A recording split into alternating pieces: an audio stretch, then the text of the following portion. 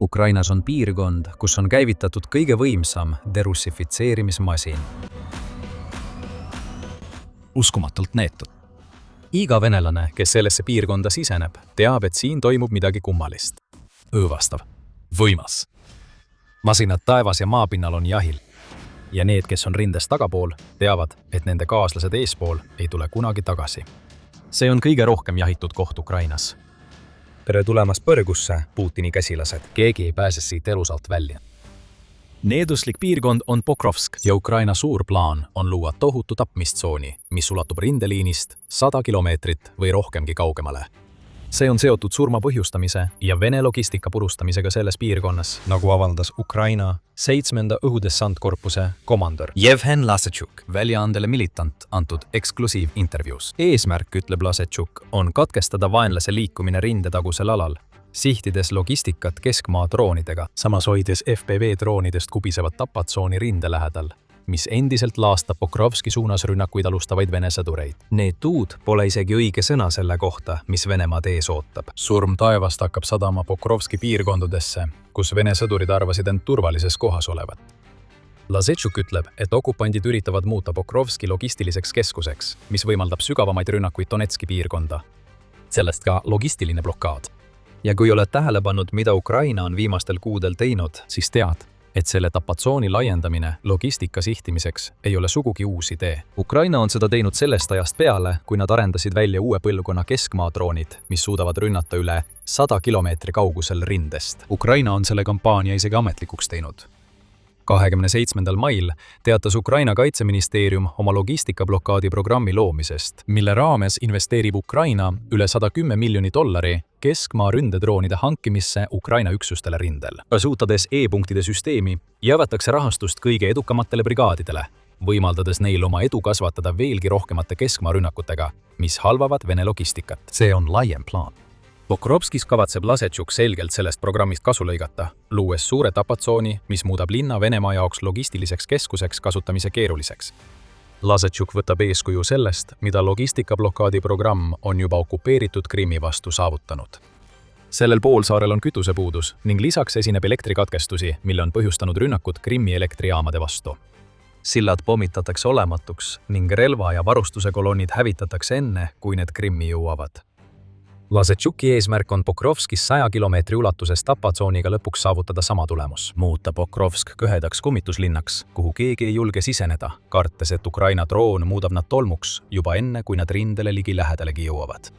Oluline on peatada laskemoona, personaali ja varustuse liikumine Pokrovskisse, kuid just personaali tahab Lasetšuk eriti sihikule võtta. Ta ütleb, et Venemaa peamine taktika on viia inimesi Pokrovskisse ja lasta neil seejärel tungida sügavamale Donetski oblastisse, sageli kõigest kaheliikmelistes gruppides. See infiltreereri strateegia ei ole midagi uut. Venemaa on seda kasutanud alates 2025 aastast.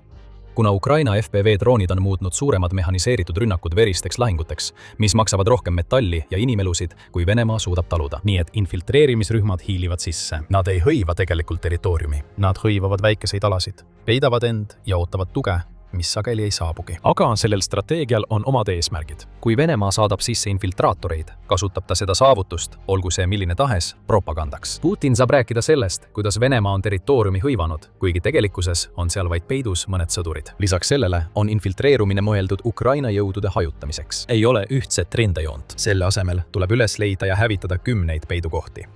Venemaa on seda infiltreerimisstrateegiat arendanud. Juunikuises artiklis kirjutas Forbes, et Vene infiltraatorid liiguvad nüüd nii sügavale tapatsooni kui võimalik, luues eelposte, kust nad saavad Ukraina vägede vastu droone välja lasta. Nende vaarud on muidugi piiratud. Kui droonid otsa saavad, ei jää infiltraatoritel muud üle, kui lihtsalt istuda ja oodata. Aga tekitatud kaosest piisab, et Ukrainale tõsiseid probleeme valmistada. 100-kilomeetrine tapmistsoon Pokrovskis on loodud selle probleemi lahendamiseks.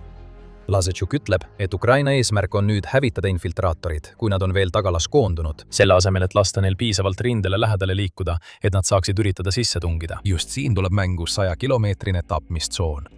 Keskmaa droonide, raketi suurtükiväe ja kaugmaa toru suurtükiväe kombinatsioon saadab surma taevast Pokrovskisse, hävitades nii sõdureid, varustust kui ka logistilisi teid. Kujuta ette, et oled praegu Vene sõdur, sa poleks ühestki neist uudistest kuulnud. sinu ülemad hoiavad sinu eest nii palju infot varjatuna kui võimalik, sest nad teavad, et sa pead olema korralik väike sõdur, kes täidab käske küsimusi esitamata. aga sa tead, et Pokrovsk on surmatsoon. üks kaaslane teise järel on juba linna vallutamisel surnud. Ja sa tead, et rindel endal on droonid, mis hävitavad sind hetkega. Ometi tunned end turvaliselt. Sa oled ikka veel tagalas ja käsku rindele tungimiseks pole veel tulnud. Hetkeks tunned end rahulikuna. ja sa kuuled seda. Juni Zumin. Hetkeks arvad, et lähedal asuv droonimeeskond saadab droone, et pommitada Ukraina positsioone. Aga siis kuuled plahvatust. Järgneb veel üks. Siis veel üks. Sind rünnatakse seal, kus arvasid end olevat turvalises kohas, kui sinu poole sööstab droon või rakett. See taipamine jõuab sinuni liiga hilja. Sa oled nüüd kõige jahitumas paigas Ukrainas. Ja sa ei pääse siit elusana välja. Nüüd suur küsimus. Kui kaua läheb aega, kuni Ukrainal on see 100-kilomeetrine tapmistsoon tööle pandud? Ukraina on juba hästi teel. Kuuna. 7. õhudessantkorpusel näib olevat peaaegu kõik vajalik, et luua seda, mis Lasetšuki sõnul on tulekul. Militani teatab, et korpus on juba loonud personalialased ja organisatsioonilised struktuurid, mis võimaldavad neil kasutada keskmaa droone, millel on vastavalt vajadusele kerged, keskmised ja rasked lahingud. See on tark. See tähendab, et korpus on suuteline tuvastama sihtmärke ja määrama, millist tulejõudu on nende hävitamiseks vaja, nii et nad ei raiska võimsamaid droone sihtmärkide peale, mida saaks hävitada vaid mõne kilogrammi lõhkeainega. 7. juulil teatati, et korpus sai kätte FP2 droonide varu ja kasutas neid juba edukate löökide andmiseks okupantide vastu Pokrovski suunal. Just sellist tüüpi droone ongi vaja, et luua sellises ulatuses tapmistsoon, nagu Lasetšuk ütleb, et see on tulemas. Pärast maikuist uuendust suudavad need nüüd kanda 200-kiloseid lõhkepäid. Need droonid on valmistatud Firepointi poolt ja suudavad oma raskeid koormaid kandes lennata kuni 370 kilomeetrit. Me kujutame ette, et just neid droone kasutab 7. õhudessantkorpus, et hävitada tugevalt kindlustatud sihtmärke sügaval rindejoone taga. Tõenäoliselt lisatakse korpuse arsenali ka teisi keskmaa ründedroone või on need juba saabunud, kuid pole veel avalikustatud.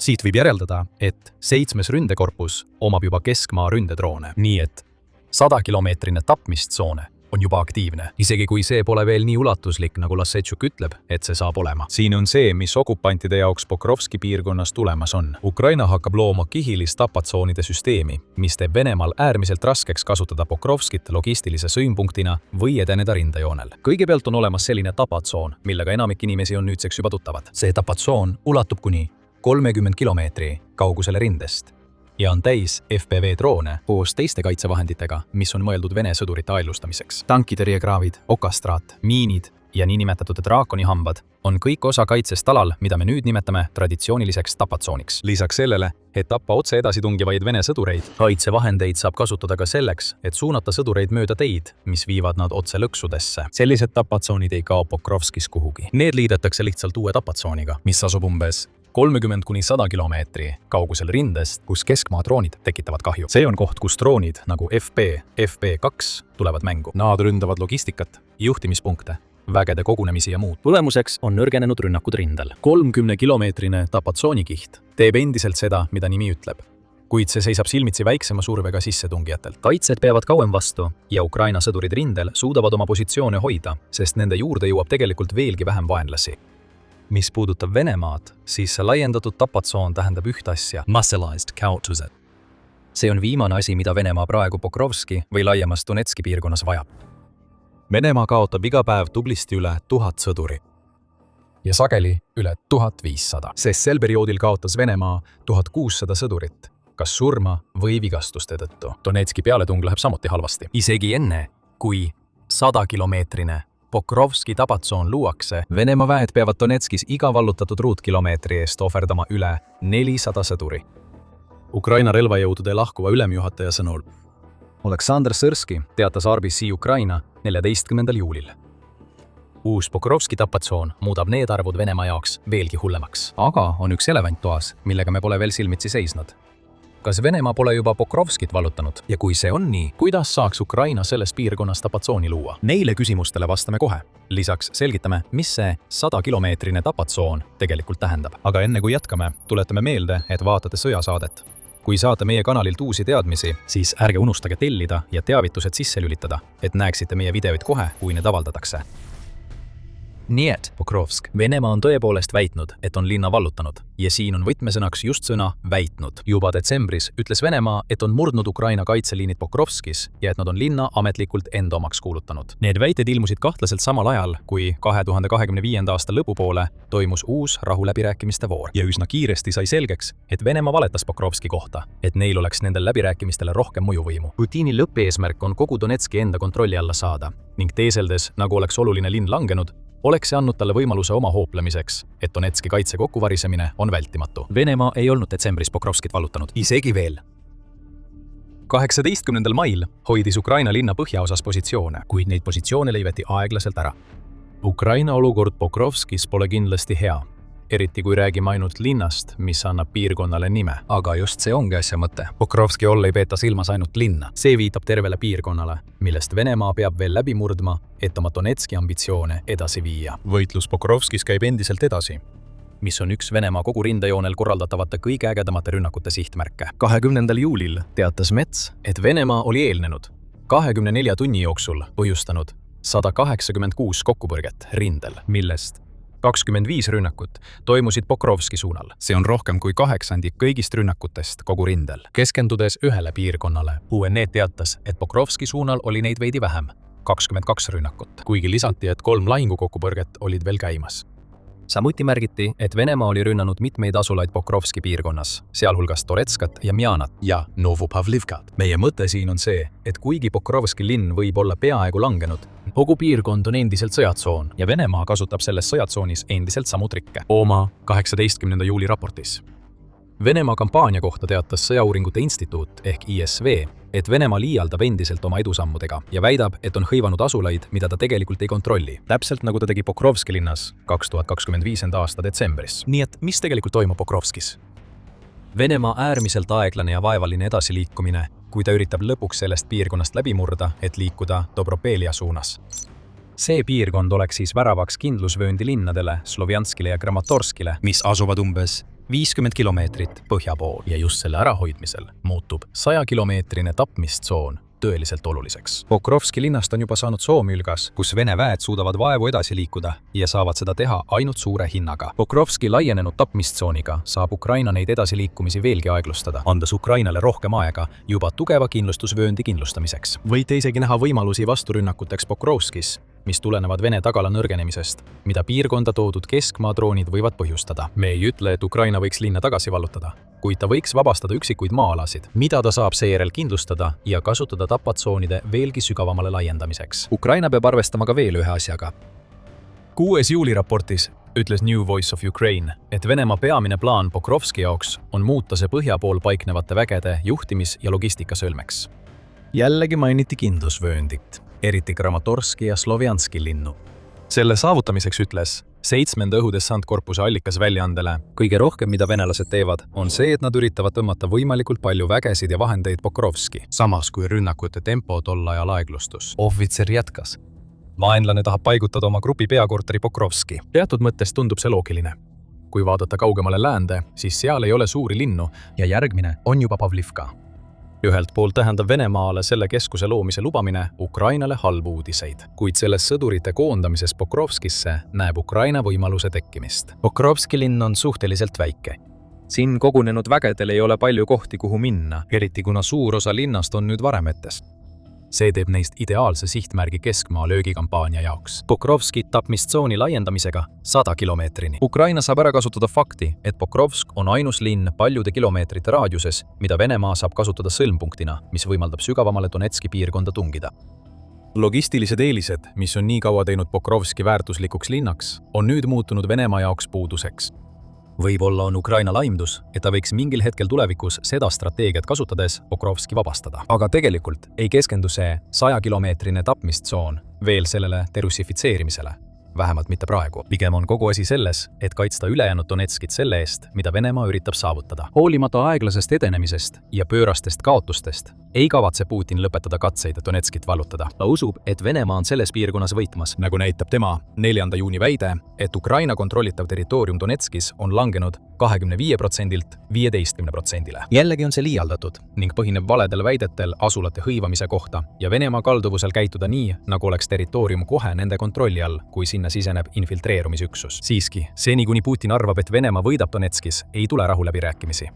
Bloomberg teatas sellest 22. juulil, väites, et 2 Kremlile lähedast inimest ütlesid väljaandele, et Putinil ei ole kavatsust rahuläbirääkimistesse naasta, enne kui Donetsk on Venemaa kontrolli all. seda teades on Ukraina ülesanne lihtne. Tuleb tagada, et Venemaa ei võtaks Donetskit enda kontrolli alla. Parim viis selleks on luua nii ulatuslikud tapaväljad, et Donetski vallutamise hind muutub Venemaa jaoks liiga raskeks kanda. Just sellest 100-kilomeetrisest tapaväljast Pokrovskis see kõik tegelikult räägibki. Ukraina eesmärk ei ole praegu territooriumi vabastamine. See võib tulla hiljem. See tahab Venemaad kurnata, et panna Venemaa maksma iga edasitungi kilomeetri eest oma sõdurite vere ja masinate õliga.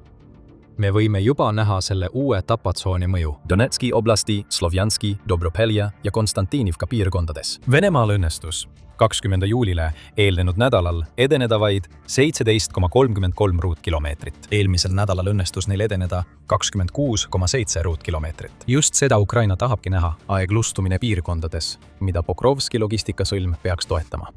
Kui rohkem keskmaa droone lendab ja Pokrovskis tekib kaos, see aeglustumine muutub ummikseisuks, kus Vene sõdurid surevad nii rindel kui ka Pokrovski sees. Pokrovskist saab nüüd Ukraina droonide jahiala. FPV ja keskmaadroonid ühendavad jõud kihilises strateegias, mis muudab selle koha, mis pidi olema Venemaa 2025. aasta suurima lavastatud võidupaik, Putini sõdurite jaoks neetud tsooniks. Ja kes teab, võib-olla hakkame nägema, kuidas Ukraina hävitab Pokrovskis suuri sihtmärke. Täpselt nagu nad on seda teinud mujal Donetskis. Umbes nädal enne seda, kui Lasetšuk tegi oma suure avalikustamise, Ukraina käivitas operatsiooni Põrgu. Donetskis kõrvaldati varjatud sihtmärk, mis oli osa Venemaa logistilisest võrgustikust. Kui soovid teada, mis juhtus, siis vaata meie videot. Aga me analüüsime operatsiooni Põrgu ja anname ülevaate sellistest rünnakutest, mis võivad peagi Pokrovskis tavaliseks saada. Ja kui sulle see video meeldis, siis ära unusta tellida sõjasaadet, et saada iga päev uusi videoid viimaste arengute kohta Ukrainas. Ja nagu alati, aitäh sulle, et vaatasid.